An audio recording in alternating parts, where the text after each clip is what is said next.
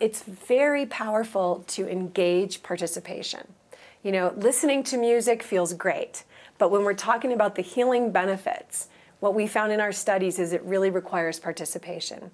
So what I found in New Orleans that was really amazing was one young boy who was 11 years old really loved the drums. You know, and here's a kid who's totally relocated from his home environment. They're living in a trailer. They go to school. There's not even classrooms yet. They're just sitting in these desks. It's makeshift kind of situation in a gym. And I went to his school with him, and we drummed together with the other students at the school. And the teacher said it was the first time they had seen kids smiling. And I thought it also impacted the teachers. It gave them energy that it restored something. And so when I tell people about that experience in New Orleans, I say, like building and rebuilding with construction, music rebuilds the soul. It really does. And it restores relationships.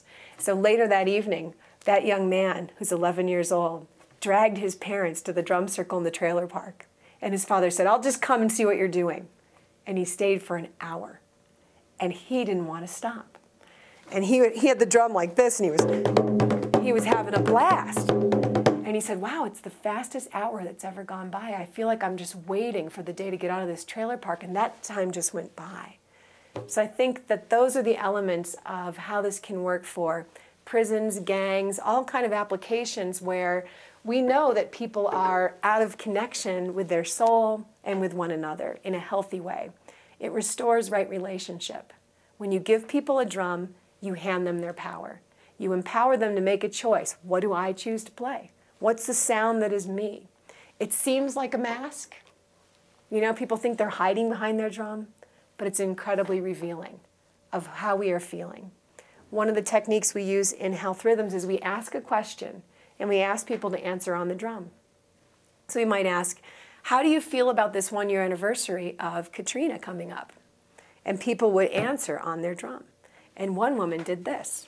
She held her drum like a child, and she played.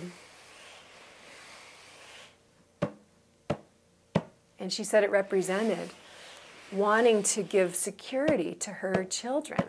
And what she felt was really hard about the anniversary was she could see the impact in her children's behavior. We saw a lot of regression, you know, bedwetting and sucking of thumbs and things like that. And she said, I just wanted to give them a sense of security. And this is what she played.